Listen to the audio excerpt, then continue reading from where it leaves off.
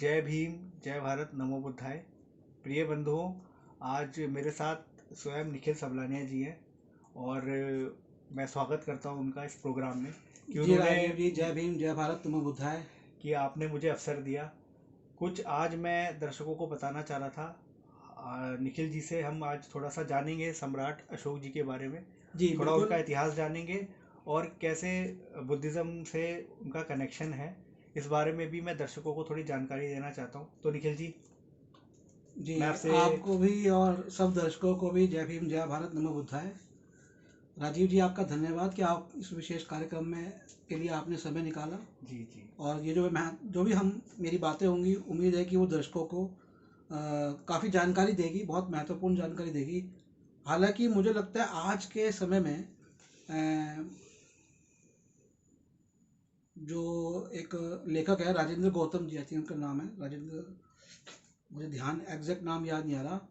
सब जी लोग जानते हैं जो भी बुद्धिज्म को स्टडी करते हैं, वो जी बहुत अच्छी मतलब नॉलेज लोगों को दे रहे हैं। तो अगर किसी को पाली और बुद्धिज्म से एक्चुअल नॉलेज सीखनी है तो मुझे लगता है कि राजेंद्र सिंह जी को देखना चाहिए। जी जी बाकी आप प्रश्न पूछिए तो मैं उसके उत्तर दूंगा। जी। मैं पहले सबसे पहले तो आपसे जानना चाह रहा था कि सबसे पहले हम अगर सम्राट अशोक जी की बात कर रहे हैं तो उन्हीं से संबंधित, मतलब मैं आपसे जानना चाह रहा हूँ कि पहले तो आप उनके बारे में कुछ बताइए, सम्राट अशोक जी के बारे में। जी देखिए, सम्राट अशोक जी के बारे में मैं कुछ बताऊं उससे पहले महत्वपूर्ण ये है कि भारत में सम्राट अशोक की जो जानकारी थी वो पूरी विलुप्त हो गई थी। यहाँ पर जब अंग्रेज आए तो जिसे आज हम अशोक की लाट बोलते हैं, अब तो हमें पता लग गया हम्म, कि भाई ये जो लोहे के स्तंभ है ये अशोक की लाट है। लेकिन जब अंग्रेज यहाँ पर आए, ये अंग्रेज जब यहाँ पर आए तो उनको यहाँ के लोगों ने कहा कि ये तो भीम का पैर है, मतलब महाभारत वाले भीम का पैर बता दिया सम्राट अशोक की लाट को। अच्छा, अंग्रेजों से पहले शेरशाह सूरी थे। तो हम देखते हैं कि जो ये दिल्ली में जो अभी डॉक्टर अम्बेडकर फुटबॉल का स्टेडियम है पुरानी जी दिल्ली में, जी वहाँ जी जी पर एक जो लाट लगी हुई है, ये लाट निकाल के लाए थे शेरशाह सूरी। जी अच्छा, उन्होंने इस लाट को क्यों संभाल के रखा? उन्होंने इसलिए संभाल के रखा कि उनको लगा कि ये कोई दैविक चीज़ है, कि यहाँ के लोग इसकी पूजा करते हैं। अब बात यह है, प्रश्न सबसे बड़ा ये खड़ा होता है कि दुनिया का सबसे पहला मौर्य साम्राज्य, सबसे विशाल साम्राज्य था, वो मौर्य साम्राज्य रहा, तो वह मौर्य साम्राज्य कहाँ पर लुप्त हो गया। और भारत में जहाँ पर हम देखते हैं कि वर्ण व्यवस्था है, और वर्ण व्यवस्था में हम कहते हैं कि हमारे ग्रंथ इतने पुराने रहे, तो उन ग्रंथों से कहाँ वो सम्राट अशोक मौर्य साम्राज्य क्यों लुप्त हो गया, और पता कैसे चला? तो पता उसका ऐसे चला कि जब अंग्रेज यहाँ पर आए तो उन्होंने भारत के जो बाहर के जो बौद्ध ग्रंथ थे उनको स्टडी करना शुरू किया।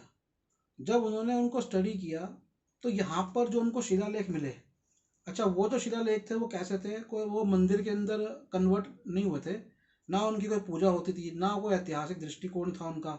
जैसे मैंने बताया भाई, अशोक की लाट को भीम का पैर बोल देते थे।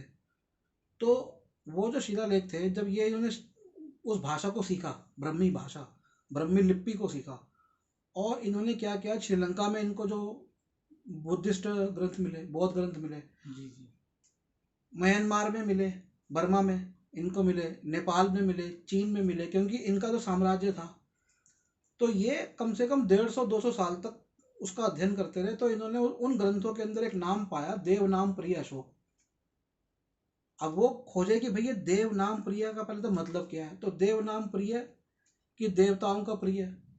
अब ये देवताओं का प्रिय, अच्छा अशोक नाम नहीं, वहां पर नाम आया प्रियदर्शनी। तो हम अशोक बोलते हैं, असल में अशोक तो मुझे लगता है कि उपमा है। तो नाम है उनका प्रियदर्शनी, राजा प्रियदर्शी, प्रियदर्शी। तो देव नाम प्रियदर्शी कौन है? देव नाम प्रियदर्शी तो यहाँ के जो लेख, शिलालेख उनको मिले, वहाँ पर ये इतिहास निकल के आया कि ये यहाँ के राजा थे, और धीरे धीरे इतिहास पता लगा कि ये यहाँ के राजा नहीं थे, ये पूरे अफगानिस्तान, ईरान को छूने वाले क्षेत्र से लेकर आपके बंगाल के क्षेत्र तक के राजा थे। और ये तीसरे पीढ़ी के थे, तीसरी या चौथी। पहले तो सम्राट जो बने, इनकी मौर्य साम्राज्य था, इनका मौर्य वंश से आते थे। पहले जो है वो चंद्रगुप्त मौर्य बने, उसके बाद एक और आए और फिर ये आए चंद्रगुप्त, आई थिंक इनके दादा थे। तो भारत जी का इतिहास जो है ना, ये इतिहास तो अब पता लग गया हमें कि कैसे पता चला। अब बात ये आती है कि लुप्त क्यों हो गया। तो लुप्त इसलिए हो गया क्योंकि पुष्यमित्र शंभु नामक एक ब्राह्मण था, जो कि सेनापति था। इनके ही एक वंशज थे बृहद्रथ मौर्य। बृहद्रथ मौर्य की सेना में वो सेनापति था। अच्छा, मैं जो आपको बता रहा हूँ, इसका जो मैं आपको रेफरेंस भी दे दूँ कि जो मैंने आपको शिलालेखों की कहानी बताई है, जो ये इतिहास बताया है, ये चार्ल्स एलन की किताब अशोक, उससे है। दूसरा जो मैं आपको जी बता रहा हूँ, ये बता रहा हूँ DC अहिर जी की किताब है एक, जिसके ऊपर मैंने वीडियो बना के भी डाले हुए हैं। उसके अंदर भी दूसरी किताबों से संदर्भ लिया गया है। तो इसका नाम है कि भारत में बौद्ध धर्म का पतन क्यों और कैसे। जी तो वो ये कहते हैं कि बृहद्रथ मौर्य की हत्या करी धोखे से पुष्यमित्र शंभु ने। और पुष्यमित्र शंभु या पुष्यमित्र शुंग, ऐसे उसका नाम था, वो बन गया फिर राजा। जब वो राजा बन गया तो ये मौर्य साम्राज्य खत्म हो गया। ये भारत में क्या था, इससे पहले हम देखते हैं, बौद्ध ग्रंथ पढ़ते हैं, जब हम अम्बट सूत्र पढ़ते हैं, तो देखिए भारत में वर्ण व्यवस्था कभी भी डिब्बा बंद व्यवस्था नहीं थी। कोई किसी भी वर्ण जो था ना, वर्ण ऐसे था उस समय, जैसे मान लीजिए आज आप इंजीनियर हो, इंजीनियर है आपके पिताजी, आप डॉक्टर बनना चाहते हो तो बिल्कुल आप डॉक्टर बन सकते थे। आप सेना में हो, आपका बेटा व्यापार में जाना चाहता है तो आप व्यापार में जा सकते थे। जा सकते थे। वहां जाने पे उनको बोल देता भाई ये तो जो है ना वैश्य हो गए, सेना में गए। अगर वैश्य हो गए, अगर बिजनेस करने वाला सेना में गया तो उसको क्या बोल दिया, भाई ये तो क्षत्रिय हो गए। ये वर्ण व्यवस्था ऐसी खुली व्यवस्था थी। जी तो वर्ण जो था वो सिर्फ ये निर्धारित करता था कि समाज को हम चार हिस्सों में, मतलब चार फोर फंक्शनैलिटीज ऑफ सोसाइटी में बांट दो। तो इसलिए जो, अब देखिए, अब कई लोग कुछ भी कहें कि चाणक्य ये थे होते, अगर चाणक्य ब्राह्मण थे, चाणक्य तो स्वयं ब्राह्मण थे, तो चाणक्य ने चंद्रगुप्त मौर्य को चुना तो उनका वर्ण शूद्र था। तो अगर चाणक्य ने चंद्रगुप्त मौर्य को सपोर्ट करके, अच्छा उससे पहले एक जो राजा थे महापदम नंद, अच्छा महापदम नंद का अगर जाति देखे, वर्ण देखे, तो भाई वो तो शूद्र वर्ण हो गया क्योंकि उनकी जाति नाई जाति है जिसको उन्होंने। तो हमारे भारत में ना एक बहुत बड़ा छलावा हुआ है कि हमने वर्ण और जाति को ढंग से समझा नहीं, बिल्कुल और कई जातियों को कई वर्ण में निर्धारित कर दिया। तो अब ये है कि ये लुप्त क्यों हो गई, उनकी जो सम्राट अशोक की या उनके वंश की जो इतिहास था, जो कि दुनिया का सबसे पहला, सबसे विशाल साम्राज्य जी था। जी आपको मैं बताता हूँ, चंद्रगुप्त मौर्य का एक युद्ध हुआ था सेल्यूकस के साथ। सेल्यूकस यूरोप में कहीं का, यूनान का है कहीं का, मुझे एग्जैक्ट याद नहीं है, वहाँ का राजा था। और वो चंद्रगुप्त मौर्य से युद्ध हार गया था। युद्ध हार गया तो उसने अपनी एक बेटी दी। ये तो लोगों ने मेरे ख्याल से उस नाटक में भी देखा, जो अशोक नाटक आया उसमें दिखाया है। दिखाया है।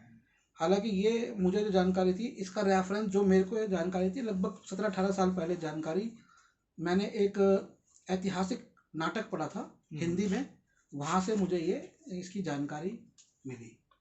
तो इतने स्ट्रॉन्ग राजा थे कि सेल्यूकस ने एक्चुअली लड़ाई भी क्या करी, वो वैसे ही घबरा गया था। तो आप सोचिए कि यूरोप के जितने भी राजा थे वो तो छोटे मोटे राजा थे, और भारत के जो राजा थे वो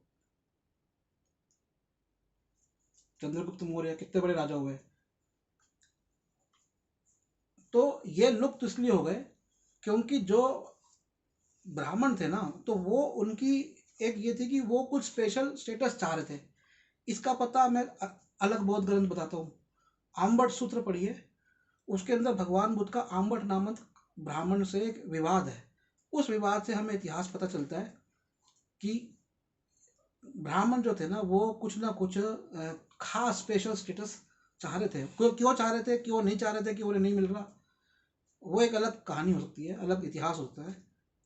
अब सिर्फ खाली एक उदाहरण से तो मैं ये बात को सिद्ध नहीं कर सकता ना। एक उदाहरण मैं और देता हूँ जो कि बहुत ही प्रसिद्ध है, और उस उदाहरण से तो कोई भी जो है ना वो मना अस्वीकार करेगा नहीं। और वो उदाहरण है स्वयं वशिष्ठ जी और विश्वामित्र जी के बीच का कलह। ये उदाहरण मुझे पता चला डॉक्टर अंबेडकर जी की जो पुस्तक है who were Shudra and how they came to become fourth one in the Indo और आर्यन सोसाइटी, कि शूद्र कौन थे और वे भारतीय आर्य समुदाय में चौथा वर्ण चौथा कैसा वन बने। कैसे बने। ये पुस्तक का मैंने अनुवाद किया है। जी असल में अनुवाद तो हुआ था, लेकिन एक अनुवाद था जो खराब था, मैंने उसको पुनर्अनुवादित किया है। तो वो पुस्तक का अध्ययन करते हुए, और ये जो डॉक्टर अंबेडकर जी ने जो ये जो रेफरेंस दिया है, ये भी जिस पुस्तक से दिया है वो सारे ब्राह्मण ग्रंथों से रेफरेंस दिया है, तो कुछ भी कोई कहानी नहीं है, सत्य बात है। तो ये प्राचीन काल से ही एक विद्वेष की भावना, वर्ण व्यवस्था, वर्णों को अंदर आपस में वर्णों को स्थिर करने में चल रही थी। अब बात यह है कि उसके अंदर ये एक तरह की जो ब्राह्मण थे वो फिर भारत के अंदर राजा बन गए। तो इसके अंदर बंगाल में एक गौड़ राजा हुए। तो गौड़ राजा के जो टाइम पे, उनके काल में इन्होंने काफ़ी अटैक किया बौद्धों के ऊपर। और जहाँ तक मुझे याद आ रहा है, जो मैंने पढ़ा है, कि इन्होंने जो बोधि वृक्ष है, बोधि वट वृक्ष को भी इन्होंने निकाला है, मतलब ध्वस्त करने की कोशिश, ध्वस्त किया था, कुछ ऐसा कुछ किया था। तो वहाँ से जो, अब देखिए वो जो वंश जब शुरू हुआ वहाँ से बृहद्रथ मौर्य का, तो वहाँ से हमारा जो पहला जो भारत पे अटैक हुआ, उस समय जो राजा थे, इस्लामिक अटैक जिसे हम कहते हैं, मुस्लिम अटैक, इस्लामिक नहीं मुस्लिम अटैक कहूँगा, बल्कि मैं तो इसे मुस्लिम अटैक भी नहीं कहूँगा। क्योंकि हुआ यह था कि उनके वहाँ का अरब का कोई राजा था, उसने राजा दहीसर, आई थिंक दहीसर थे, उनसे मांगी शरण। और पहले के राजा महाराजा एक दूसरे को शरण देते थे। और अगर मेरे से नाम में कोई त्रुटि हो गई हो, क्योंकि मैं इतना अभी पढ़ के पेपर ये मतलब ये एग्जाम नहीं देने आया, मतलब एक तरह से कार्यक्रम करने नहीं आया, मुझे जो अपनी याददाश्त है मैं अध्ययन करता हूँ। तो जब ये जो पहला आक्रमण हुआ राजा दहीसर पे, ये इस्लामिक आक्रमण कुछ बोलते हैं, कुछ मुसलमानों का आक्रमण बोलते हैं, ऐसा कुछ नहीं था। ये आक्रमण था जो वहाँ का जो अरब का एक राजा था, वो भी मुस्लिम राजा था, उसका भी धर्म मुस्लिम था, उसको राजा दहीसर ने जो है ना अपने यहाँ पर पनाह दी थी। यहाँ पर फिर उसने जो दूसरा जो राजा था, वो नाम याद नहीं आ रहा, जो पहला आक्रमणकारी से बोलते हैं, वो इतिहास इस तरह से कह दिया कि पहला आक्रमणकारी, इससे पहले लड़ाइयाँ झगड़े बहुत होते रहे छोटी मोटी। मोहम्मद बिन कासिम नाम था, ऐसे कुछ नाम था वो। एनीवे, तो वहाँ वो जो राजा था दहीसर, वो ब्राह्मण था। तो ये वहाँ से वहाँ तक पहुँच गए थे। तो ये जो काल था, आप देख लीजिए कि अशोक का काल था, और उनकी फिर पीढ़ी का बृहद्रथ मौर्य आया। तो क्योंकि ये जब राजा आ गए, तो इन्होंने पूर्ण चेष्टा करके राजा अशोक को ग्रंथों से गायब किया, क्योंकि इनको अपने वर्ण की महिमा मंडन करना था। इसी काल में मनुस्मृति भी लिखी गई। मनुस्मृति का विरोध बहुत से ब्राह्मणों ने किया, वो बात भी लिखित रूप में है हमारे पास, लेकिन उसको ज़्यादा महत्व नहीं दिया जाता। महत्व सिर्फ मनुस्मृति के अंदर जो कुछ ऐसी बातें उनको दिया जाता है, और सारे ब्राह्मणों को गलत बता दिया जाता है, वो भी सही नहीं है। कई ब्राह्मण थे जिन्होंने उसका विरोध किया, लेकिन हाँ, एक ब्राह्मणों का एक राज्य आया, एक काल आया मौर्य काल के बाद, और उन्होंने कहीं ना कहीं उन्होंने जो है इनको गायब कर दिया। तो राजा अशोक के बारे में जो मैंने बताया कि चंद्रगुप्त मौर्य बहुत बड़े राजा थे। राजा अशोक की सेना में 3000 हाथी होते थे। उस समय वो विश्व की सबसे बड़ी सेना थी। अब आप देखिए, जैसे मैं इसलिए कह रहा हूँ कि वो बहुत महत्वपूर्ण राजा थे और लुप्त हो गए, ये बहुत ही दुख की बात है।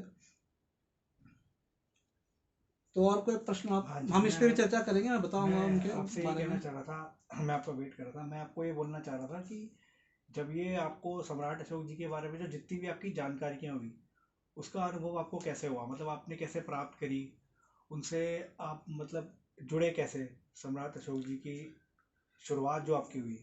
देखिए, जानने के बारे में सबसे पहले तो मैंने तीसरी कक्षा में पढ़ा, एनसीईआरटी की किताब में मैंने पढ़ा, और फिर एक नाटक आया भारत एक खोज, जी जो पंडित जवाहरलाल नेहरू जी की पुस्तक के ऊपर था, जी जी वहाँ जी पर मैंने देखा। अच्छा, बचपन में मैं गया था, बहुत गुफाएं देखी मैंने, तो तब मुझे पता लगा अजंता अलोरा वगैरह की गुफाएं जी देखी जी गई। जी। वहाँ भी पता लगा कि सम्राट अशोक थे। और फिर जब डॉक्टर अंबेडकर जी को पढ़ा, लेकिन जो सबसे महत्वपूर्ण जानकारी मुझे पता लगी वो चार्ल्स एलन की मैंने किताब पढ़ी थी 2010 के आसपास। जी जी जी। तो वो जो मैंने किताब पढ़ी, उस पुस्तक से मुझे सबसे ज़्यादा जानकारी मिली। एक और पुस्तक है मेरे पास जो मैं पढ़ नहीं पाया, जो बहुत ही विस्तृत और भी किताब है। और फिर कहीं ना कहीं से जानकारी, जैसे मैंने DC हरी जी का बताया, वहाँ से पता चली। अच्छा। और बताइए कुछ। जी मैं आपसे ये कहना चाह रहा था कि अभी थोड़ा हाँ जी जी। नहीं नहीं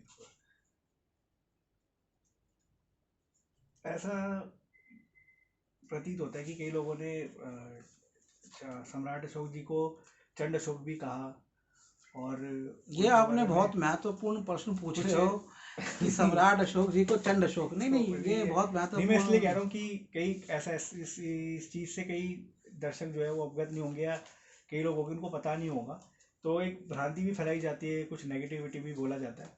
तो इसलिए मैं इस चीज़ देखिए, को कोई मैंने अभी हर आपको कोई एक समझ चीज, नहीं अभी सकता। आपको मैंने एक बात बताई जी कि उनके परिवार में किसी की हत्या करी, जी। उनके खानदान में। और हत्या करने के बाद जो सेनापति थे हम्म। वो क्या बन गए? वो राजा बन गए। जी तो पहला तो प्रमाण यही आ गया कि भाई उनको बदनाम करने के लिए किसने षड्यंत्र किया होगा? जी पुष्यमित्र शुंग। अगर वो आ रहा है, वो बोधि वृक्ष को भी मार रहा है, उसने बौद्धों का, जो बौद्ध भिक्षु थे, उसका उसने संहार किया। उनके हिसाब से संहार है। मैं ये नहीं कह रहा उसने उनको काटा। हम्म। वो संहार क्या होता है? संहार होता है कि अमूल चूर्ण नष्ट कर देना, कि आप पौधे को जड़ से निकाल दो। और संहार जो होता है ना, वो कहते हैं ये धार्मिक है। मतलब वो जी जो मारकाट है वो धार्मिक है। संहार, संहार मृत्युदंड नहीं है, संहार कत्ल नहीं है। संहार क्या है? संहार है कि आप, धर्मशास्त्र आपको कह रहे हैं कि आप जो है ना, फला फला व्यक्ति को या फला फला पूरी कौम को मार सकते हो। ये शास्त्रों के हिसाब से सही है, शास्त्र संगत है। तो जो लोग, जाहिर सी सम्राट बात है को कि नए राजा बने, उन्होंने उनको जी किया होगा। अब ये कहते हैं कि भाई उन्होंने अपने 100 भाइयों को मारा। अच्छा ये कहा, जी सबसे पहले मैं इसी पे चर्चा कर लेता हूँ कि उनके बारे में कहा 100 भाइयों को मारा। अब देखिए वो कैसे भाई हैं कि उन्होंने अशोक को मारा, अशोक की हत्या का पूरा प्रयास किया। उन्होंने समझा कि अशोक मर गए, प्रियदर्शी मर गए, और मरा हुआ जानकर उनको जंगल में फेंकाया। किसके लिए? राजपाट के लिए। अब वो तो वहां पर जो, आज जो जैन है, आज जो वैश्य समाज है, ये किसी समय जैन या बौद्ध धर्म में था। तो जी वैश्यों ने उनको बचाया, जो जी वैश्य जो बौद्ध बन गए थे, और वो अपने साथ लेकर गए। और वहां पर उन्हीं की एक लड़की थी देवी, आपने फिल्म में देखा होगा, वो सत्य जी घटना जी है। जी जी। देवी से उनका विवाह हुआ।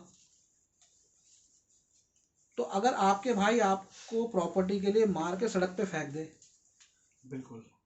और अगर आप, उनको पता लग गया कि आप जिंदा हो, देखिए उस काल को समझिए। हम्म। अगर उनको पता लग गया कि ये अशोक जिंदा है, तो वो क्या करेंगे? वो अशोक को फिर मारेंगे, जब तक अशोक उनको ना मारे। जी ये काल वो था, उनके ऊपर, वो राजा थे, उन लोगों के ऊपर कोई इंटरपोल, CBI, पुलिस, आर्मी नहीं थी। वो इतने स्ट्रांग थे कि जैसे उनको पता लगता कि ये अशोक जिंदा है, वो क्या करते? छोड़ देते अशोक को। वो जी। अशोक को फिर ढूंढ के मारते। मारते हैं जी जी जी। तो अशोक ने तो पहले किसी को नहीं मारा। तो क्या आपके हिसाब से अशोक को मर जाना चाहिए था? आप होते तो मेरी जगह, उसके अशोक की जगह क्या करते? बिल्कुल जी। क्या करते बताइए? जो आप कह रहे हैं ये कि बात तो वो चीज़ ग्रंथों के अंदर भगवान कृष्ण ने भी बताई। कि क्या भगवान कृष्ण ने अर्जुन को नहीं बोला कि तू दुर्योधन को मार, बिल्कुल ये अधर्मी है? तो भाई उसके अधर्मी थे, तो आपने कृष्ण को तो भगवान बना दिया, अर्जुन को महान बना दिया, और अशोक को चंडाल बना दिया। ये क्या साजिश रची आपने? अशोक महान है। लेकिन उनको ऐसे बोलना कि मतलब जैसे भाई वही वो, वो मैं भी आपको समझे नहीं, आप उनको हाँ मैं वही तो कह रहा हूँ, जो काम अशोक ने किया वही काम अर्जुन ने किया, हाँ मैं वही तो कहना अर्जुन चाह रहा हूँ। महान। जी वही मैं चीज़ कहना चाह रहा हूँ अशोक कि को समझाया किसी ने, उसने वैसा कर दिया, वो समझाने वाला भी बुरा बन गया। हम्म, अगर वो बहुत विचारधारा थी तो उसको तो आपने कह दिया वो तो डरपोक है। हो सकता है बहुत विचारधारा में उन्होंने कहा होगा नहीं, धर्म यही है कि भगवान बुद्ध कहते हैं सबसे पहले करुणा अपने पे करो। अब मेरे आगे अगर मेरे भाई मेरे को मारने पे तुले हुए हैं तो मैं उनको उनको रोकने वाला नहीं है, मैं बचूंगा कैसे? आधुनिक आपका जो कानून क्या कहता है, सेल्फ डिफेंस। तो अशोक ने जो किया वो सेल्फ डिफेंस में आत्म सुरक्षा के लिए किया। उस काल में अगर अशोक उनको नहीं मारते, जैसे अर्जुन अगर नहीं मारता कौरवों को, तो कौरव अर्जुन को छोड़ देते? नहीं छोड़ते और वो भी तो ब्रदर वही चीज जो है, ब्रदर वही वो भी चीज जो उनके है वो वो भी उनके ब्रदर ही। सम्राट अशोक के साथ वो करते। मैं यही कहना चाह रहा हूँ कि जो एक चीज़ एक ही बात एक जगह पे सही है और दूसरी जगह पे गलत कैसे होगी, ये चीज़ मैं आपको नहीं कहना नहीं, चाह रहा हूँ। ये बात तो लिखने वाले बताए ना, ये बात हमें सोचनी चाहिए। लिखने वालों का कोई, हाँ मैंने यही बताया ना कि जो हमारे लिखने वाले रहे वो एक अपने आप को एक वर्ण व्यवस्था में ले आए, लिया एक है जाति में ले आए, और वो एक जाति में लाके उन्होंने जो है ना अपने हिसाब से लिख दिया। लेकिन अब हमारी बुद्धि है ना, मैंने जो हाँ आपको दिया है ये तो किसी पुस्तक में हाँ किसी विद्वान ने आज तक आपने सुना नहीं होगा नहीं जो मैंने सुना कहा है बिल्कुल बिल्कुल। अर्जुन महान। तो तो अशोक ने क्या क्या चंड गलत हाँ क्या किया? अर्जुन के भी आगे उसकी सेना भाइयों की तो खड़ी थी मारने के जी लिए। बिल्कुल उसके भी वो भी 100 भाई भाई थे थे हाँ दुर्योधन के, जी। इनके भी 100 भाई थे। तो क्या गलत लेकिन किया? वही चीज़ को अगर तो उनको चंड कैसे सम्राट अशोक बोल जी ने दिए? किया तो उनको चंड बोल दिया। ये है बताइए। जी। चलिए इस वार्तालाप को आगे बढ़ाते हुए मैं आपसे ये भी जानना चाह रहा था। अगर कलिंग के युद्ध की भी आप बात करते हैं तो भाई देखिए, कोई ना कोई तो बात रही होगी ना। देखिए, युद्ध लड़ना तो आवश्यक होता ही है। आज हमने देखा है हमारे पड़ोस में पाकिस्तान है, नहीं मानता। आज हम देख रहे हैं भाई बांग्लादेश, हमने बांग्लादेश को बनाया, सपोर्ट किया। हमें पूरा तो नहीं पता ना कि कलिंग और मगध के बीच में पूरी तरह से क्या क्या प्रॉब्लम रही, प्रॉब्लम रही हाँ कोई समस्या रही होगी, जी तभी उसने जो है ना कलिंग पे किया। और कभी भी युद्ध जो होते हैं ना, देखिए आज के समय में भी और पहले के समय में भी युद्ध जो होते हैं ना, वो एकदम से जाके युद्ध नहीं होते। हमेशा पहले कोई ना कोई वार्ता करी जाती है, कोई ना कोई उपाय सुझाया जाता है, क्योंकि दोनों पक्षों को पता होता है कि जान और माल की हानि होनी होनी है। जी जी तो राजा, ये इतिहास किसी को नहीं पता कि क्या राजा अशोक ने भी जो है ना वो कोई वार्ता करी, कोई संधि करने का प्रयास किया कि नहीं किया। तो ये बात है। तो ये कलिंग में भी हुआ तो हुआ, वो तो होता ही था उस समय राजा अशोक की। अब देखिए, अब आज अब हिरोशिमा नागासाकी में क्या हुआ, अमेरिका ने बम छोड़ दिए। कोई उसे वॉर क्रिमिनल बोलता है? उसे कोई कहता है उसे कि वो युद्ध का आरोपी है? युद्ध के जो अपराध होते हैं उनका आरोपी नहीं, क्यों? क्योंकि भाई कितना उसके उससे पास एक वैलिड रीजन था कि वो चाह रहा था वॉर खत्म करना, जापान नहीं कर रहा था। और फिर पर्ल हार्बर में जो हुआ, जापान ने एकदम से उनके धनाधन धनाधन उनके बम गोले बरसा दिए पर्ल हार्बर में, और वो मजबूर हो गए कि हम भाई बम छोड़ेंगे उसके ऊपर। अब हवा से बम है, वो थोड़े से इधर उधर भी हो सकते हैं, वो हो गए वहाँ पर। जी जो हुआ गलत हुआ, दुख हुआ, गलत हुआ लेकिन अब हाँ ये गलत हुआ चीजें होती है ना, ये हम अब ऐसे इनका निष्कर्ष नहीं निकाल सकते। निकाल सकते हैं जी। मैं इसी चीज़ को ही कह रहा था आपको कि जी हमारे यहाँ ऐसे होता है कि जो दिखा देते हैं वही लोग मोस्टली क्या होता है कि लोग वही फॉलो करने लग जाते हैं। जैसे किसी को आपने शुरू से ही बोल दिया कि ये गलत है भाई देखो, आज और के समय उसी में चीज़ के कोई भी लिए जो है ना अपना दिमाग बैठ के लगाता नहीं है चीजों में। जी जी जिसको जो बोल दो वो मान लेता है। जी भीम का पैर बोल रहे होंगे, अंग्रेजों को बोला अशोक की लाट के लिए, ब्रह्मी लिपि लिखी थी, प्रियदर्शी का नाम लिखा था, अशोक का नाम लिखा था, फिर भी लोग क्या कहते हैं, भीम का पैर है। भीम का पैर फिर लोग तो, आप देखते हो कि भारत में क्या होता है, आप किसी भी उसके बाहर एक कुछ कर दो और हाँ पूजा होनी शुरू हो जाएगी। जी हाँ किसी भी पेड़ के नीचे रख दो। जी तो ये मैं चीज लोगों की मतलब आस्था पे आस्था प्रहार में नहीं कर प्रहार रहा, नहीं कर लोगों रहा। की आस्था भारत में बहुत अब अच्छी है, देखिए ये चीज भी है कि लेकिन प्रॉब्लम हाँ ये है कि जो लोगों की आस्था को मैनिपुलेट करते हैं ना, हाँ, वो लोग जब इतिहास लिख देते हैं वो गड़बड़ हो जाती है, जबकि ये चीज समझाते भी नहीं है वो। लोगों को समझनी चाहिए कि अब आपको ये चीज का क्लेरिफिकेशन नहीं देना चाहिए, लोगों में इतनी समझ होनी चाहिए कि कोई इंसान अगर कोई बात रख रहा है तो वो अपने एक वैसे तो हम कहते हैं कि हमारी जो कंट्री है सबसे ज़्यादा बड़ी डिप्लोमेटिक कंट्री और सारे अपने दिल की बात कर सकते हैं, तो ये भी लोगों को समझना चाहिए कि जैसे आप अपनी बात रख रहे हैं तो एक नॉर्मल चीज़ है, इसके लिए इतना क्लैरिफिकेशन भी नहीं दे रहा, लेकिन लोग हमारे यहाँ गलत ले जाते हैं इस बात को कि आप हमारे नहीं, एक देखिए एक ही। हमारे ये जो बात है ना, इतिहास की हाँ बात है, ये बात डॉक्टर अम्बेडकर जी ने भी कही है। जी मतलब आप बताइए, एक ये बड़े ताज्जुब की बात नहीं है कि भारत का ढंग से इतिहास ही नहीं लिखा गया। हम कह रहे थे कि हमारा सबसे पुराना वेद, हमारा सनातन धर्म, जी हमारे यहाँ पर समाज में एक पूरा वर्ण, मतलब एक पूरा समाज या एक पूरा हिस्सा समाज का, उसका काम ही ये किया गया कि उसको लिखना पढ़ना और कुछ नहीं करना। उसने भी ढंग से इतिहास नहीं लिखा, ढंग से इतिहास की विवेचना नहीं लिखी, इतिहास को, ऐतिहासिक चरित्रों को उठा के पूजा पाठ के चरित्र बना दिए। तो उसने क्या किया, उसने लोगों का जो मानसिक स्तर है ना वो कभी डेवलप ही नहीं होने दिया। मेन बात ये, तो अंग्रेज नहीं आते तो बिल्कुल मानसिक स्तर डेवलप ही नहीं था। हमारे भारत के लोग किसी समय में, अभी एक इतिहास मैं आपको बताता हूँ, एक इतिहास ये है कि यहाँ से लोग जो है ना भारत से यूरोप गए, भारत के लोग Latin America, north America, south America गए, अमेरिका तक प्राचीन काल वाले जा चुके। तो अगर भारत के लोग अमेरिका तक जा रहे थे किसी समय में प्राचीन काल में, तो फिर ये रूल किसने बना दिया कि नदी भी पार नहीं करोगे, क्योंकि नदी पार करना भी विदेश है तो विदेश नहीं जाओगे। तो गड़बड़ हुई है ना। हाँ बिल्कुल। मैं आपसे बाकी ये भी जानना चाह रहा था, मतलब एक आगे बढ़ते हुए मैं आपसे ये भी जानना चाह रहा था कि भारत में जो सम्राट अशोक जी है उनकी संदर्भ कैसे महत्वपूर्ण है, कि भूमिका उनका संदर्भ कैसे देखिए महत्वपूर्ण महत्वपूर्ण ऐसे है, जैसा मैंने आपको पहले बताया कि दुनिया के सबसे बड़े, सबसे पहले सम्राट चंद्रगुप्त मौर्य हुए विशालता के हिसाब से, है जी। ठीक है। लेकिन सिर्फ सम्राट होना किसी का महत्वता नहीं होती। महत्वता इसलिए है क्योंकि दुनिया का हर व्यक्ति अपना इतिहास खोजता है और उसका एक कंपैरिजन चलता है दूसरे लोगों से। तो दूसरे लोगों से जब उसका कंपैरिजन चलता है तो कहीं ना कहीं उसका इतिहास अगर अच्छा होता है तो इससे उसे इस काल में भी प्रेरणा मिलती है। एक तो बात ये हो गई। दूसरा ये महत्वपूर्ण इसलिए है, वो ये है कि सम्राट अशोक दुनिया के सबसे पहले मिशनरी रहे, मिशनरी राजा जिसे कहेंगे ना, जी मिशनरी राजा। मिशनरी क्या होता है लोगों को मैं बता देता हूँ। मिशनरी होता है कि किसी धर्म का प्रचार करना अपने क्षेत्र से बाहर जाकर। वो काम सबसे पहले राजा अशोक ने किया। तब ना तो इस्लाम आया था, जी तब ना तो ईसाई धर्म आया था।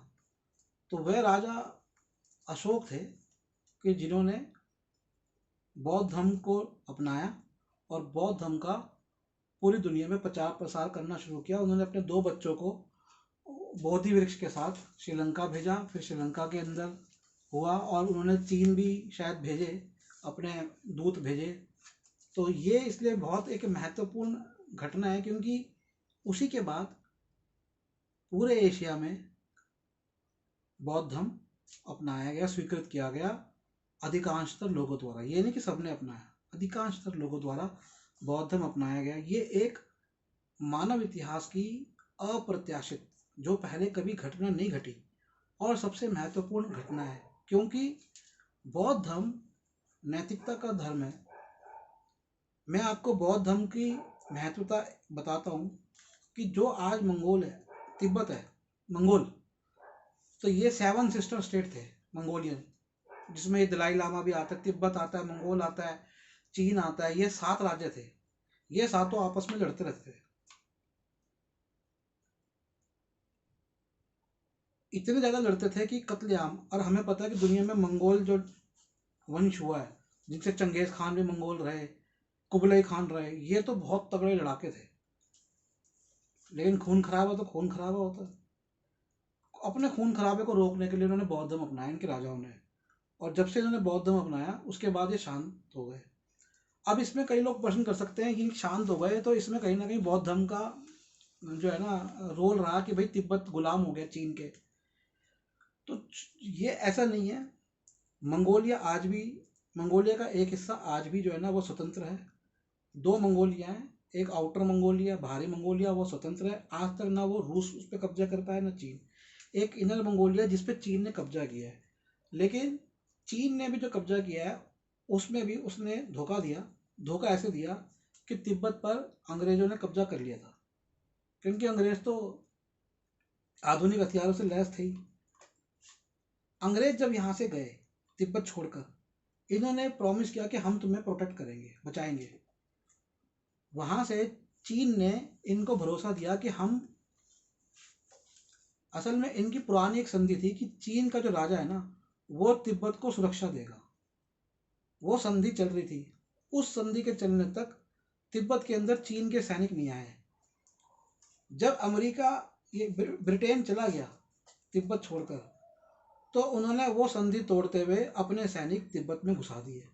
जब उन्होंने अपने सैनिक तिब्बत में घुसा दिया तो तिब्बत ने संपर्क किया यूनाइटेड नेशन से और अमेरिका से। अमेरिका से संपर्क किया। अमेरिका उसे आश्वासन देता रहा। अमेरिका ये चाहता था कि चीन जो है वो अगला मैन्युफैक्चरिंग हब बने, जिससे वो उस क्षेत्र के जो रॉ मटेरियल्स हैं उनका शोषण कर सके, उनको एक्सप्लॉइट कर सके।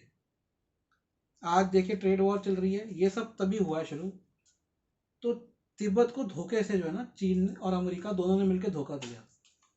अदरवाइज मंगोल, भारत में भी मंगोलों का राज रहा। कौन रहे बताओ, कौन रहे भारत में मंगोल? जिसके हम मुगल बोलते हैं। जी जी। 400-500 साल मुगलों ने राज किया और स्वतंत्रता भी दी। अच्छा राज था। तो ये जो महत्वपूर्ण घटना घटी, राजा अशोक, सम्राट अशोक ने जो किया कि बौद्ध धर्म दिया, इससे पूरी दुनिया को नैतिकता दी। और आज भी पूरी दुनिया जो है ना वो जब नैतिकता की खोज करती है, शांति की खोज करती है, तो वो भगवान बुद्ध के ही जो उनकी जो शिक्षा है उसकी तरफ ही ध्यान उनका जाता है। तो आपको लगता है कि अब आने वाले समय में मतलब भारत में बौद्ध धर्म आएगा? देखिए, मनुष्य अपना इतिहास स्वयं निर्धारित करता है। मैं कोई प्रोडिक्शन नहीं कर सकता, और कभी प्रोडिक्शन जो करने वाले होंगे उन्होंने कभी ये प्रोडिक्शन भी नहीं करी, जो अपने आप को ज्योतिष बड़े बड़े कहलाते रहे जी जी। कि भैया भारत में कभी अंग्रेज आ जाएंगे, कभी किसी जो कहते हैं हमारी ग्रंथ, या जो कहते हैं हमारा ग्रंथ ऊपर से उतरा, उस पर भी किसी ग्रंथ में नहीं लिखा होगा कि उनके भी राज जो है ना वो किसी समय अंग्रेज आके वहाँ राज कर लेंगे और फिर गुलामी की स्थिति से निकलेंगे और फिर बाद में उनकी सरकारें वहाँ बनेंगी। जी। तो ये भारत के लोगों के ऊपर है कि वो अपने धरोहर को कितना समझते हैं और कितना आगे लेके जाते हैं। ना मैं लोगों को कहना चाहता जी कि भैया आप ये करो या वो करो, ये तो आपकी धरोहर है।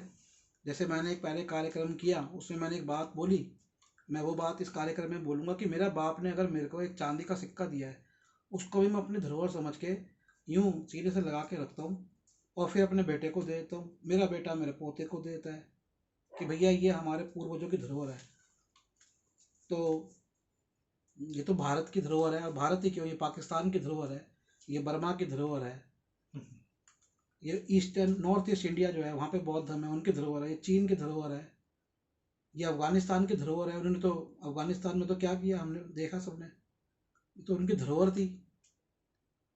ये तजाकिस्तान की धरोहर है, वहाँ तक बौद्ध धर्म गया है। ये तो पूरे विश्व की धरोहर है। भारतीयों के लिए तो बहुत महत्वपूर्ण है कि भाई, जैसे मैंने बताया कि दुनिया के सबसे पहले सबसे बड़े सम्राट जो हुए, सबसे पहला साम्राज्य जो हुआ लिखित रूप में, ऐतिहासिक रूप में, हम किस्से कहानियों पे नहीं जा रहे जो ग्रंथों में लिखी हुई, धार्मिक ग्रंथों में, किसी भी धार्मिक ग्रंथ में, जो हमें प्रमाण मिल गया, साक्ष्य मिल गया लिखित रूप में, जिसके हमें शिलालेख मिल गए। जहाँ भी खोदो वहाँ बुद्ध, जहाँ भी खोदो वहाँ अशोक। आप गुजरात में जाइए, गिर में जाइए, अशोक के शिलालेख। आप मथुरा में जाइए, अशोक के शिलालेख। आप अफगानिस्तान में जाइए, अशोक के शिलालेख। आप तक्षशिला जाइए, पाकिस्तान में जाइए, अशोक के शिलालेख। आप चेन्नई तमिलनाडु में जाइए, वहाँ अशोक के शिलालेख। आप उड़ीसा जाइए, आंध्र प्रदेश जाइए, दिल्ली में देखिए, भाई ये जो कुतुब मीनार बना हुआ, जो लाट लगी हुई है, ये अशोक की जगह है पुरानी। अयोध्या के अंदर भी खुदाई में अशोक के काल के निकले। आप नेपाल चले जाइए, नेपाल की कोई और धरोहर है क्या? लुम्बिनी कहाँ है? भगवान बुद्ध का जन्म स्थल लुम्बिनी में, अशोक के शिलालेख। भाई पता कैसे चलता है भगवान बुद्ध यहाँ पैदा हुए? ये काम आज से 2500 साल पहले जब भगवान बुद्ध आया, 2400 साल पहले किया किसने? ये सारे काम राजा अशोक के किए हुए। इतना महान राजा, आपने भुला दिया उसको। आप लुम्बिनी नेपाल जाते हो, वहां पे जो भगवान बुद्ध की जो जन्मस्थली है, जिनको पूरा दुनिया मानता भगवान, उनके वहां पर जो लाट लगवाई और शिलालेख करवाए, अशोक ने करवाए। आप सारनाथ जाओ, बोध गया का मंदिर किसने बनवाया? राजा अशोक ने बनवाया। चीन में राजा अशोक का, सम्राट अशोक का मंदिर है जहां पर लोग उनकी पूजा करते हैं। आप सोचिए, हमारे भारत में इन्होंने इतने मंदिर, इतने देवी देवताओं के बना दिए, चीन वाले अशोक की पूजा कर रहे हैं। भारत में तो इन्होंने बुद्ध का एक मंदिर भी नहीं छोड़ा था। ये जो राजा अशोक का बनाया मंदिर था, ये तो जर्जर अवस्था में था। ये तो जब अंग्रेज आए, अंग्रेजों ने इस पे काम किया। उसके बाद यहाँ पर आए श्रीलंका के राजा। जब श्रीलंका के राजा आए तो इन्होंने जो है ना, फिर उस मंदिर को रेनोवेट किया। हाल ही में कुछ सालों पहले इस बार जो सोने का पता नहीं चढ़ाया कि चढ़ा, पर 300 किलो सोना जो है वो थाईलैंड के राजा ने दिया। तो इन्होंने तो एक मंदिर भी नहीं छोड़ा, भगवान अशोक का छोड़े, भगवान बुद्ध का मंदिर नहीं छोड़ा था भारत में तो। जी। और वहाँ अफगानिस्तान में हमने देखा है कि वो तो बम के गोले दागे उनकी मूर्ति के ऊपर। तो धरोहर आप अपनी रखोगे कि नहीं रखोगे बचा के? जी। आपके ऊपर है, आप अपने पूर्वजों की धरोहर बचाओ या नष्ट करो। अफगानिस्तान ने नष्ट कर दी, अब पछता रहे। अब फ्रांस आके उसको कर रहा है, रेनोवेट कर रहा है। अब देखो, पुरानी शक्ति है, पुरानी नॉलेज हमें नहीं पता। आज तक जो राजा अशोक का जो लोहा है, मैं इसको भौतिक दृष्टि से भी समझाता हूँ। आज के लोग हर चीज में पैसा, धन और वो देखते हैं। राजा अशोक का जो लोह स्तंभ है ना उस काल के, आज तक, आज आधुनिक विज्ञान कितना आगे हो गया, AI ये वो अटरम सटरम कितनी चीजें आ गई है, अभी तक भी नहीं पता कि वो लोहा ऐसा कैसा बना कि उसमें जंग नहीं लगती। दिल्ली में खड़ा है, 1600 साल से खड़ा हुआ है वो पिलर। कुतुब मीनार वाला सबसे पहले का खड़ा हुआ है वो। आज तक नहीं पता पाया अमेरिका को, जो परमाणु बम भी बना दिया, हाइड्रोजन बम, एटम बम। भाई ये तो बता दो कि वो लोहा कैसे बनता है, ये धरोहर है कि नहीं है हमारी। दूसरा देखो, आई थिंक पाकिस्तान या अफगानिस्तान में कहीं पे भगवान बुद्ध की मूर्तियां थी। अब उन मूर्तियों के नीचे बहुत बड़े खनिज निकले हैं, शायद कॉपर निकली है, तांबा निकला है।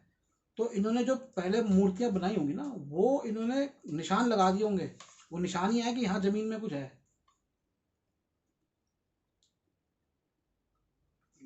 तो भाई आप किसी भी तरह से देख लो, आप सांस्कृतिक रूप से देख लो, धार्मिक रूप से देख लो, विश्व में आपका स्थान क्या है। मोदी जी जाते हैं हर जगह, कहते हैं मैं बुद्ध की भूमि से आया हूँ, बुद्ध की भूमि से आया हूँ।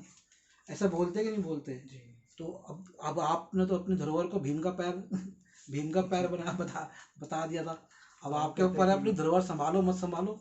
वो तो कहते हैं कि भारत अशोक ने गए, चंद्रगुप्त गए, आपके ऊपर है। लोगों को युद्ध नहीं बुद्ध दिया है भारत ने। नहीं, युद्ध भी दिया है, वो भी जो बोलते हैं। हाँ। लोग बोलते हैं, लोगों को गलत फहमी है। हम्म। यहाँ भी इसलिए मैंने किताब, जरा थोड़ा किताब उठाई है, मैं दर्शकों को बताता जी हूँ। जी, मैं इसी बारे में भगवान बुद्ध हमारी। को लेके बहुत भ्रांतियां फैलाई हुई हैं। पहले मैं हमारे एक प्रकाशन में एक किताब जो निकली, जी वो जी। मैं आपको बता देता हूँ, दर्शकों को भी दिखाता हूँ। हाँ। ये एक पुस्तक राजस्थान के स्कूलों में बहुत गई है, और इसके लेखक राजेंद्र कुमार पिंगोलिया जी भी हैं। ये बैराट का बौद्ध इतिहास, विराट नगर एक जगह राजस्थान में, यहीं पर हमें पता लगा कि जो पुराने बौद्ध ग्रंथ है, इसे त्रिपिटक बोलते हैं, उसकी जानकारी हमें बैराट से मिली, भारत में। बिल्कुल। ठीक है, अब आते हैं कि मैं अपनी पुस्तक पे, ये रखिएगा। इसके अंदर आपने कुछ एक्स्ट्रा भी वर्क किया है जो मैं चाहता हूँ कि अब जरा दर्शकों को वो भी बताएं, जो अपने ये किताब अब बड़ी जो मजेदार बात है। अब देखिए, हाँ। धरोहर की बात आपने कही ना, मैं जी धरोहर जी की बात बताता हूँ। जी ये जो पुस्तक है ना, बैराट का बौद्ध इतिहास, ये राजेंद्र पिंगोलिया जी हैं, जो कि शिक्षक है राजस्थान सरकार जी। में। बिल्कुल बिल्कुल। इन्होंने मुझे बताया कि कोई इनकी पुस्तक प्रकाशित नहीं कर रहा था। अब मैं तो, I love Buddhism, I love Jainism, I love Hinduism, I love Christianity, जी आई लव इस्लाम। मतलब मैं किसी के अंदर ना, अगर मैं बुराई खोजने जाऊँ तो भाई मैं बुराई खोजता रहूँ, मैं बुराई नहीं, मैं अच्छाई देखता हूँ, और हर एक चीज को, अच्छे को मैं अपनाता पॉजिटिव हूँ। है मैं। तो जब वो मेरे पास आया तो मैं तो बुद्धिज्म का, मैंने कहा भाई क्यों नहीं करेंगे, हम प्रकाशित करेंगे। जी जी। तो ये मैंने इसके अंदर, फिर उनकी ये पहली पुस्तक थी, तो इसके अंदर हालांकि उन्होंने एक तो भेज दिया था करके काफी काम, कुछ एक ये भी तो इसकी पूरी जो तो प्रूफ कुछ रीडिंग जो है वो मैंने करी है, मैं इसकी एक चीज ये भी 5 बोलना बार चाह रहा था। पूरी स्पेलिंग करेक्शन मैंने करी, जी जी। और उनको सारे सजेशन दिए कि ये फोटो यहाँ लगाओ, ये फोटो रखो, ये फोटो ना रखो, और कुछ और सजेशन भी दिए जिसपे उन्होंने काम किया, और बहुत अच्छी रिसर्च करके उन्होंने पुस्तक ये लिखी। आप क्या जो कहते अब हैं? मैत्री और विज्ञान की वजह से भी कुछ बुद्धिज्म की तरफ ज़्यादा रुझान आपका है, जो बुद्धिज्म में सिखाया जाता है, जो बुद्धिज्म के अंदर बातें हैं, जैसे हर एक चीज़ को साथ लेके चलता है बुद्धिज्म, तो उस चीज़ को भी लेके मुझे लगता है थोड़ा आपका रुझान जो थोड़ा आकर्षण है वो इसलिए। एक सेकंड में आपको बताता हूँ। तो मैं ये भी बताना चाहता हूँ, इससे ऐसा होगा कि जो हमारे जो दर्शक हैं उनको भी ये पता चलेगा कि बुद्धिज्म की तरफ आपका रुझान क्यों हुआ। मतलब मुझे तो जहाँ ये तक आपने जो प्रश्न पूछा है ना, ये तो आपने बहुत अलग विषय बुद्धिज्म का कर लिया। जी, क्योंकि मुझे आप लगता है इसके हमारी बारे में बुक हम की अलग बात चली इसलिए अलग अलग कार्यक्रम में कार्यक्रम चर्चा करना करें, चाहिए। अलग जी कार्यक्रम करना चाहिए। ये जो मैत्री और विज्ञान की वजह से विज्ञान नहीं, हाँ मैत्री और करुणा। करुणा। मैं आपको बता देता हूँ कि जब मैंने बुद्धिज्म को देखे, जब बुद्धिज्म को मैंने सबसे पहली बात तो कोई लेबल नहीं लगाया जी कि भैया मैं जाऊँ कहीं पे जाके सर्टिफिकेट ले लूँ और मैं बौद्ध बन गया। मुझसे बहुत सारे लोग पूछते हैं कि हमें बौद्ध धर्म अपनाना है। मैं कहता हूँ जी, मुझसे भी अरे बहुत ये फोन बौद्ध आते धर्म हैं। अपनाने का क्या मतलब हो गया? हम्म, जिस धर्म में तुम हो, तुमने पहले उस धर्म की ढंग की शिक्षाएं अपना ली। बिल्कुल। अगर तुम बौद्ध धर्म को अपनाना चाहते हो तो हम्म, लेबल तो तुम कोई भी लगा लो, कोई फर्क नहीं पड़ता। तुम बौद्ध लिख लो, हिंदू लिख लो, सिख लिख लो, ईसाई लिख लो, हर धर्म तुम्हें शिक्षा नैतिकता की सिखाता है। मेन चीज नैतिकता की जो शिक्षा है ना, बौद्ध धर्म नैतिकता। के जो कई शिक्षाएं हैं, देखिए उस पर मैंने बहुत सारे बहुत कार्यक्रम सारी बना चीजें, चुके लेकिन हैं। हाँ मैं बस ये जानना चाहता था कि लोगों के अंदर बेसिक ये चीज नहीं, पहले आप उसको अपनाओ, देखिए बाकी चीजें बैक तो। को जब बुद्धिज्म की जो मेन हम्म, शिक्षा है, अगर आ गई है, सम्राट अशोक का भी हो सकता है हृदय जो है ना, हम्म, वो इसलिए बौद्ध धर्म की तरफ गया होगा। देखिए सबसे जी पहले तो मैत्री तो है ही। मैत्री मतलब मैं तो दर्शकों को बता देता हूँ हाँ कि मैत्री मतलब दोस्ती होनी चाहिए, एक तरह से हाँ अच्छी भावना होनी चाहिए, करुणा होनी चाहिए। लेकिन करुणा ये नहीं कि सामने वाले पे हो, कोई जेब कतर आके आपकी जेब बार बार काटे और आप बोलो करुणा, ये भगवान बुद्ध ने मना किया। भगवान बुद्ध ने कहा सबसे पहले करुणा अपने प्रति होनी चाहिए। दूसरी जो बौद्ध धर्म की अच्छी बात है, वो आपको सीख देता है कि आप अपना क्रोध पे नियंत्रण रखो, काम वासना पे नियंत्रण करो, आप अपने कटु वचन पे नियंत्रण करो। ये सब नैतिकता के ही हिस्से हैं। जब आप इन पे करते हो ना, तो आपके अंदर कोमल बुद्धि, आपकी जो बुद्धि होती है वो सॉफ्ट होती जाती है, कोमल होती जाती है। कोमल का अर्थ ये नहीं है कि आप अगर राजा हो और आपके क्षेत्र पर किसी ने आक्रमण किया तो आप क्रोध में आके उस पर नहीं करोगे, वो आप करोगे। ये कोमल बुद्धि कि आपके जो दिन प्रतिदिन की जो आपकी दिनचर्या है, जो आपके और लोगों से संपर्क है, वो सुधार होते जाते हैं। और फिर कई चीज़ें होती हैं बुद्धिज़्म के अंदर, वो जैसे कि आप विमुक्ति, कि आप डिटैच रहो हर एक से, आसक्ति ना आप में पैदा हो, ये मुझे अच्छा लगा। एक और शिक्षा थी जो मैंने अभी हाल ही में कार्यक्रम बनाया था, जो हमारे आपके चैनल के ऊपर अम्बेडकर टाइम्स पे है, वो मैंने किसी को समझाया भी था, कोई फॉरेनर थे।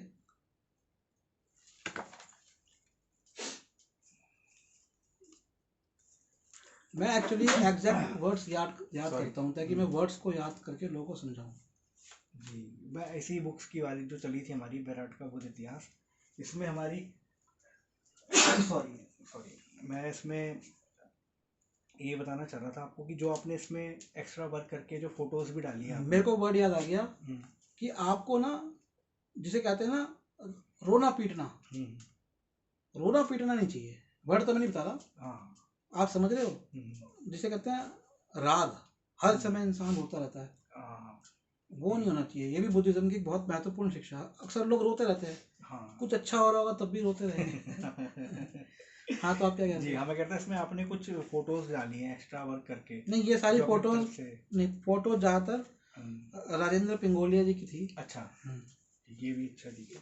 बाकी हाँ, बुद्ध का पद के बारे में तो खैर हमारे लोग जानते ही हैं, बाकी मैं आपको कोई बात नहीं, इस ये कार्यक्रम में मुझे बताना लगता है कि बुद्ध का पद ज़्यादा महत्वपूर्ण है। हाँ जी, मैं इसको थोड़ा बता देता हूँ, दिखा देता हूँ। मैं इसलिए मैंने ये पुस्तक, तो जैसे अभी हम बातें कर रहे थे ना, जो हम बातें कर रहे थे कि भगवान बुद्ध को बहुत ज़्यादा, राजा अशोक को तो किया है, भगवान बुद्ध को भी बहुत ज़्यादा बदनाम किया गया है कि बुद्धिज़्म से ये भारत कमज़ोर हुआ, अशोक ने बुद्धिज़्म अपना लिया। अरे भाई, ऐसा कुछ नहीं हुआ। उन सब भ्रांतियों के उत्तर मैंने इस पुस्तक में दिए, जी है जी। जो ग्रंथों के जो आधार पे भ्रांतियाँ भी है और मेरी संज्ञात्मक विवेचना भी है इसमें।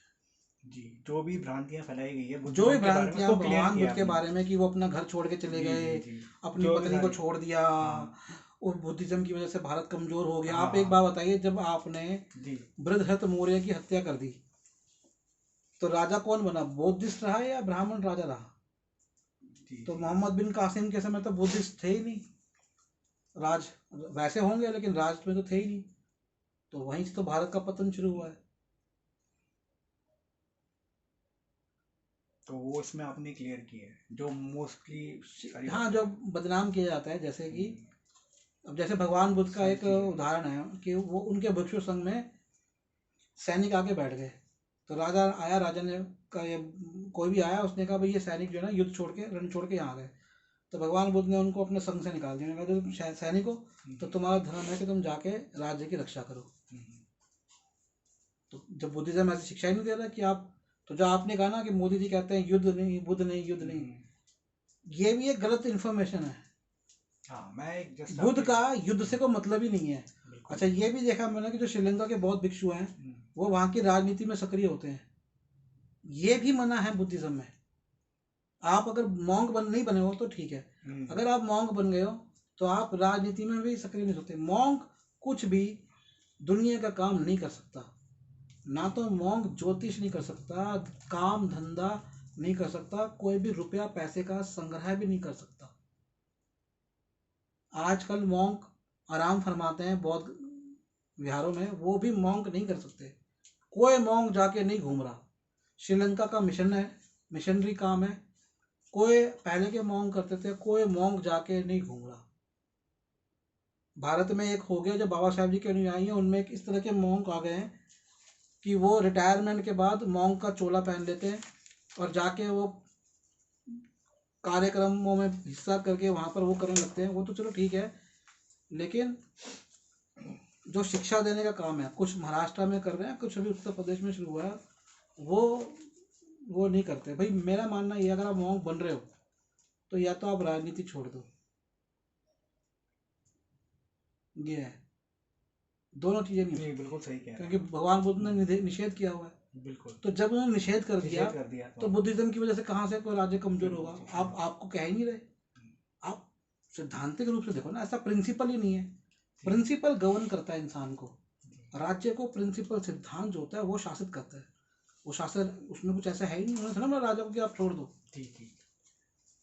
बाकी मैं आपसे अभी थोड़ा समय के चलते मैं आपसे एक क्वेश्चन करता हूँ, उसके बाद फिर कुछ एक बुक्स की बात करनी थी। मैं आपको आपसे जानना चाह रहा था कि हमारी कुछ बुक्स हैं, जैसे मैंने आपकी दलित की गली है बुक्स, नहीं, इन पे बहुत हम किसी अच्छी है। दूसरे कार्यक्रम में हाँ करेंगे। क्योंकि ये हम कार्यक्रम में सिर्फ सम्राट अशोक या बुद्धिज्म जो जी जी उनसे संबंधित है उस पर बात कर किसी सकते का हैं। मैसेज आया था, वो एक्चुअली आपकी बुक की बहुत तारीफ कर रहे थे, दलित की गली की, तो मैंने कहा चलो एक बात करके देखता हूँ हमारी कि बहुत सारी अगर वो, किताबें जी हैं। जी मैंने अर्थव्यवस्था पे भी किताब लिखी है जो आपके हाथ में है, आप जी दिखा जी। सकते हैं दर्शकों को। हाँ जी, मैं ये दिखाना चाह रहा था इसी के बारे में कि बहुत किताब अच्छी है और लोग मुझे इसके बारे में काफ़ी अच्छी पॉजिटिव वो दे रहे हैं। तो ये आप देख सकते हैं, श्रम का विभाजन और निर्माण। ये मूल लेखक कार्ल मार्क्स हैं। इनको मैंने पहली बार हिंदी के अंदर अनुवादित किया है। और ये पुस्तक जो है ना, इसका थोड़ा सा मैं बता दूं, जी का ये पुस्तक शुरुआत है। किस चीज़ की शुरुआत है? ये पुस्तक शुरुआत है भारत में अर्थव्यवस्था के को सुधारने की। जी। बाकी मैंने काफ़ी इस पे तो काफ़ी मैंने वीडियो बनाया, दर्शक जाकर देख सकते हैं। मैं आपको अब ये बोलना चाह रहा था कि आप फाइनली में आप जो भी हमारे दर्शक देख रहे हो उनको आप सम्राट अशोक जी के बारे में क्या संदेश देना चाहते हैं, जो लोगों को मतलब पता चले फाइनल में जाते आते देखिए, हमारा मैं आपको इस बारे में ना कुछ इसके बारे में। ओशो की एक बात बोलता हूँ। बहुत से दर्शक ओशो को भी सुनते हैं, मानते हैं, जी उन पे आस्था है उनकी, और उसके बहुत अलावा वो लोग हैं, बौद्धिक बहुत रूप लोग से हैं। भी। तो अशोक ओशो ने एक बात बोली है। अच्छा, ओशो जो नाम है वो स्वयं भगवान बुद्ध का नाम है। ओशो उनके नामों में से एक है। तो उन्होंने एक बात बोली है कि देखिए, ओशो जो बात करते हैं ना, वो पराप्राकृतिक की बात करते हैं, देवीय बात करते हैं, अननेचुरल बात करते हैं। अननेचुरल मतलब super natural, not unnatural. Unnatural गलत वर्ड है। पराप्राकृतिक की, सुपर नेचुरल की बात करते हैं। और वो सुपर नेचुरल बात में कहते हैं कि आप समय के अंदर ध्यान साधना से मन में या सपनों में जाके किसी से भी मिल सकते हो। आप चाहे कृष्ण से मिलना चाहो, मैं एग्जैक्ट उनके वर्ड बता रहा हूँ, अपनी तरफ से नहीं कह रहा, कि आप चाहे बुद्ध से मिल सकते हो, कृष्ण से मिल सकते हो, सम्राट अशोक से मिल सकते हो, आप डॉक्टर अंबेडकर जी से मिल सकते हो, ये उनके हिसाब से है। मैं इस पे विश्वास करता हूँ नहीं। अब इसमें बात यह कि मेरा विश्वास क्या दूसरों का विश्वास हो सकता है कि नहीं। मैं कहूँगा जो मेरा विश्वास है वो मेरा अपना व्यक्तिगत विश्वास है, मैं ना उसे दूसरों पर लादना चाहता, जी ना मैं कहूँगा कि वो किसी और का विश्वास बन सकता, क्योंकि ये मेरे अपने जीवन के अनुभव है। आप इम्पोज नहीं करना चाहते स्वप्न में सामने हम वाले लोग मिल सकते हैं, मेरा अपना विश्वास ये है। प्राकृतिक के ऊपर भी मैंने काफ़ी रिसर्च करी है, काफ़ी किताबें पढ़ी है, और एक जीवन मैंने भगवान बुद्ध की शिक्षाओं पे जिया है, और मेडिटेशन में कई सालों से कर रहा हूँ। हाँ, हम मिल सकते हैं सपनों में। भगवान बुद्ध के काल में उनके जो शिष्य थे, उनके और भगवान बुद्ध के बीच में टेलीपैथी होती थी, जिसके हमारे पास लिखित रूप में है। उनकी बहुत सी शक्तियाँ थी। मेरे साथ जो कुछ कई चीज़ों में से मैं एक आपको घटना बता देता हूँ। जी कई सालों पहले म्यांमार में जो हुआ, उसको लेके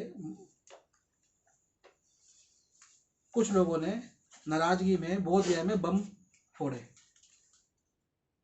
बोध गया में बम, उस रात, जिस रात उन्होंने फोड़े थे, उस रात मुझे ढंग से नींद नहीं आई थी, और अगले दिन मुझे वो खबर पता चली थी। मैं एक और चीज़ बताना चाहता हूँ। मेरी माता जी सरकारी कर्मचारी रही, फिर बाद में अधिकारी बनी।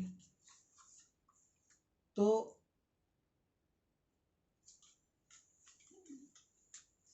बिड़ला मंदिर के बाजू में महाबोधि बुद्ध विहार है, तो मैं वहीं पे जाया करता था पहले। तो मैंने देखा कि वहाँ पर जो है ना, जून के महीने में फर्श बहुत गर्म हो जाता है। तो मैंने गुरुद्वारों में देखा था, जो गुरुद्वारा बंगला साहिब वो भी पास में था, मैंने वहाँ देखा था कि वहाँ पर क्या करते हैं, नारियल की जो मैट होती है वो डाल देते हैं, और उसमें पानी डाल देते हैं, तो ठंडक रहती है। मैंने अनुभव किया। तो ये भी मैंने अपनी मदर को बोला कि मम्मा यहाँ पर जो है ना, आप डाल दो, एक मैट डाल दो, इनको डोनेट कर दो। तो उन्होंने वो डोनेट कर दिया। उस समय वो अधिकारी बन चुकी थी जी सरकार में।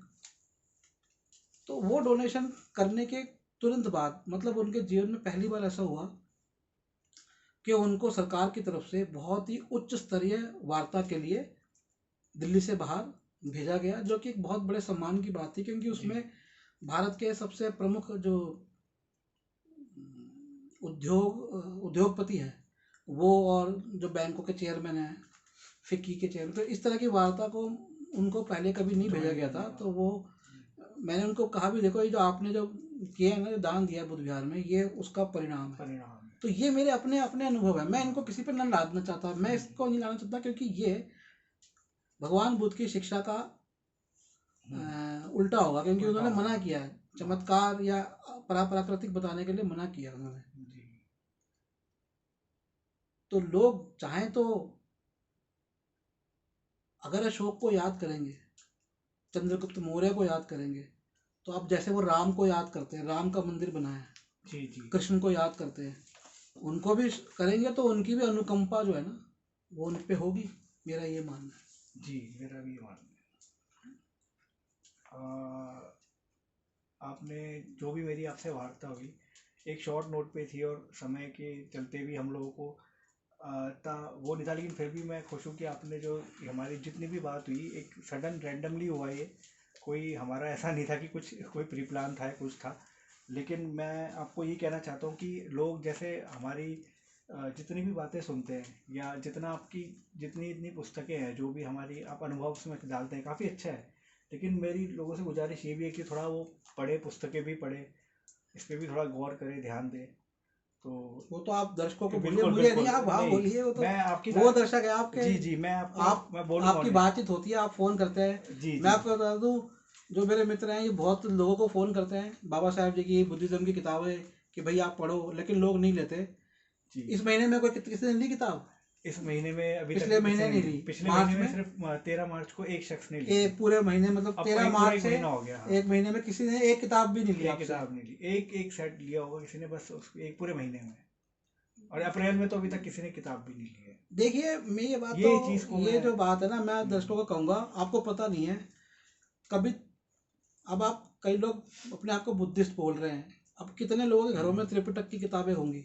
हाँ, आप वही कह रहा हूँ। तिब्बत के, अब देखिए भारत में तो हम पहले के इतिहास के अंदर हम जो है ना दोष दे देते हैं। क्या दोष दे देते हैं कि भैया पहले हमारे ग्रंथ जला दिए ये। अरे भाई, जो अब ग्रंथ है आप उसका संग्रह क्यों नहीं कर रहे? जी। अब आप आज उसका संग्रह करिए और फिर देखिए कि आपके घर में ग्रंथ है, अच्छी बातें लिखी हुई है, कोई पढ़ेगा तो उसमें बच्चे में नैतिकता आएगी, आपकी पत्नी में नैतिकता आएगी, आपके बिल्कुल। पिताजी पढ़ेंगे उनको अच्छा लगेगा। अब आप तिब्बत के लोगों को देखिए, तिब्बत के लोगों का देश नष्ट हो गया। नष्ट कैसे हो गया? चीन ने कब्जा कर लिया। लेकिन आज भी उन्होंने उनके जो बौद्ध ग्रंथ है ना, वो लेह लद्दाख तिब्बत में वो उनको कपड़े में बांध के रखते हैं। वो सारे ग्रंथ थे, उन्होंने लिखे कैसे? वो क्या करते थे कि लकड़ का एक फ्रेम लिया, लकड़ के एक फ्रेम के अंदर हाथ से मिरर इमेज, मतलब ये जो है ना, ये जैसे ये शब्द दिख रहा है, अब ये उल्टा कैसे दिखेगा? वो हाथ से नक्काशी करते थे लगभग 1.5 फुट की प्लेट पे, 1.5 फुट लंबी और 6 इंच चौड़ी, और फिर उस पर पेंट लगा के उनको कागजों पे या चमड़े पे या जिस पे भी वो प्रिंट करते थे। ये प्रथम प्रिंटिंग है दुनिया की प्रिंटिंग्स में से। और आज भी उन्होंने अपने जो उनके हजार हजार साल पुराने ग्रंथ है ना, उनको यूँ संजो के रखे हुए हैं। आप दिल्ली में लोधी रोड में जाइए, लोधी रोड के पास एक तिब्बत का कल्चरल सेंटर है। आप जी। देखिए कैसे शीशे में उन्होंने ग्रंथ रखे हुए हैं, वो आज भी पढ़ रहे कि नहीं पढ़ रहे। ये तो बौद्धों का जो है ना, बौद्धों का तो जो भारत का जो बौद्धों का जो है ना, या भारत के बौद्ध या भारत के और लोग भी, और भारत के लोग मैं कहूँगा खाली हिंदू हों, मुसलमान भी, तो इस्लाम आने से पहले तो बौद्ध थे ना। इस्लाम जब आया तो किन्होंने इस्लाम ज़्यादा अपनाया? भाई जिनको परेशानी हो रही थी, परेशानी किनको हो रही थी? बौद्धों को हो रही थी, क्योंकि बौद्धों के विरुद्ध जो है ना वो चल रहा था जो भी चाह इतिहास के अंदर। जो अब देखिए जो चोगा पहनते हैं मुस्लिम्स, जब वहाँ पे पहली बात तो परिक्रमा जो लगाते हैं, किसकी? मक्के की जो परिक्रमा होती है। हाँ। परिक्रमा कहाँ होती है? वो ऐसा मक्का ऐसा कैसा लगता है जैसे कोई स्तूप है, पुराने बड़े बड़े स्तूप होते थे, उनकी परिक्रमा चलती थी। उन स्तूपों में था क्या? उन स्तूपों में भगवान बुद्ध की अस्थियां थी, या किसी बहुत बड़े महान कोई बौद्ध मुनि हुए। और तन को ढकना, अब जैसे मैं जो जाकिर नायक है उनकी बात सुन रहा था, तो जाकिर नायक कह रहे थे कि भाई हम इस्लाम में ये सिखाते हैं कि आदमी और औरत एक जगह नहीं बैठेंगे। अब इसका पुराना इस्लाम से पहले कहाँ पर लिखित संदर्भ है? ये लिखित संदर्भ जो मैंने पढ़ा है वो आपको मिलेगा विनय पिटक में। विनय पिटक क्या है? विनय पिटक बौद्ध भिक्षु और बौद्ध भिक्षुओं के लिए जो अनुशासन थे उनका लिखित रूप है। तो वहां पर वो अनुशासन है कि बौद्ध भिक्षु और बौद्ध भिक्षुणी अलग अलग बैठेंगे। तो अब वो ना माने या ना कहें, या कई लोग उसमें मानते हैं, तो ये उनका भी इतिहास है।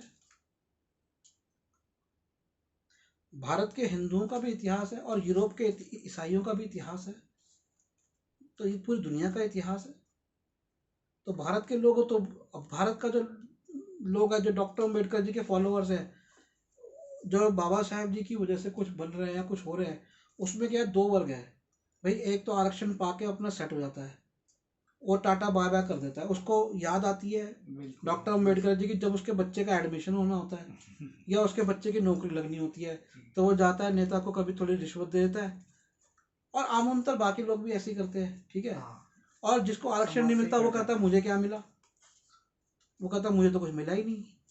और जो प्राइवेट सेक्टर में भी वो कहता है मुझे क्या मिला। तो वो एक अलग बहस है, उस पर भी हम नहीं जाएंगे जी।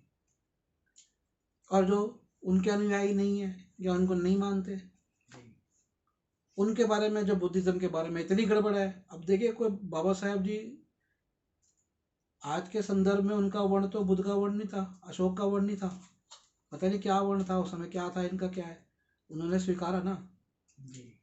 अब अगर कहते हैं ये कि भाई, अगर ये कहते हैं कि भगवान बुद्ध क्षत्रिय थे, तो उनको क्षत्रिय भी कहाँ अपना रहे? कोई मान ही नहीं रहा, कोई पढ़ नहीं रहा। किताबें आपकी किताबें, अरे ये समस्या ये है, ये गुलाम है। भारतीय, पाकिस्तानी, बांग्लादेशी, अफगानी, ये गुलाम है। अफगानी से ज्यादा गुलाम ये है, क्योंकि अफगानियों ने देखो अमेरिकन को भगा दिया, लड़के भगाया है। अफगानियों ने लड़के भगाया, भारतीयों ने लड़के नहीं भगाया अंग्रेजों को, अमेरिकन को। अमेरिका आ जाए अगर, भारतीय उसे नहीं लड़ सकते, अफगानी थे जो लड़ दिए। तो ये अफगानियों से भी ज्यादा गुलाम मानसिकता के हैं, और गुलाम है, और ऊपर से इनको क्या कह दिया, अर्जुन महान और अशोक चंडाल, मान लिया इन्होंने। क्यों पढ़ेंगे ये,